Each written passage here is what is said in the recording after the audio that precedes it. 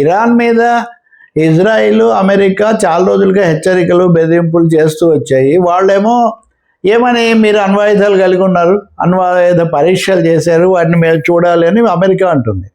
సరే, ఇరాన్ కూడా వాతావరణం బాగాలేదు కాబట్టి చర్చలకు సిద్ధమయ్యారు. చర్చలు జరుగుతున్నాయి. చర్చలు జరుగుతుండగానే యుద్ధం ఏంటంటే డొనాల్డ్ ట్రంప్ నిన్న ప్రకటన చేశారనమాట, ఈ చర్చలతో మేము సంతృప్తి చెందలేదని. మీరెవరు మీతో చర్చ? నిజానికి మీరేమో అంతర్జాతీయ సంస్థ కాదు, ప్రపంచ పోలీస్ అంటుంటారు మిమ్మల్ని. అయినా వాళ్ళు అవసరార్థం వచ్చి చర్చలు జరుపుతున్నారు.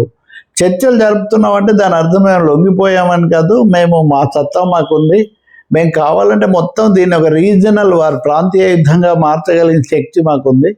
ప్రతి చోట మా సైన్యం ఆధారంగానే కాదు, ఇతర చాలా ఏజెన్సీల ద్వారా మేము చేయగలమని ఇరాన్ ఇలాంటి చాలా బెదిరింపులు చేస్తారు. అంటే డైరెక్ట్ వాళ్ళు చెప్పేసి ఉన్నారు, వాళ్ళు చెప్పుకున్నారు. అలాగే అమెరికా దాదాపు మిసైల్స్, తర్వాత జెట్ ఫ్లైట్స్, యుద్ధ నౌకలు అన్నీ పంపించింది ఇరాన్ సమీపంలో ఉన్న మధ్యప్రాచ్యంలోకి. మేము అమెరికా యుద్ధ నౌకలను ముంచేయగలమని కూడా అప్పుడు ఖొమైనీ, ఇరాన్ మత గురువు, ఆయన ప్రకటించున్నాడు. ఇంత అయినా చర్చలు జరుపుతూ వచ్చారు ఇద్దరు. ఇప్పుడు ఏమైంది, హఠాత్తుగా చర్చల నుంచి ఉపసంహరించుకొని మేము చాలా ప్రయత్నం చేసాం, వాళ్ళు ఒప్పుకోలేదు. ఈ లోపల ఇరాన్ మీద ఇజ్రాయిల్ నిన్న యుద్ధం ప్రారంభించేసింది.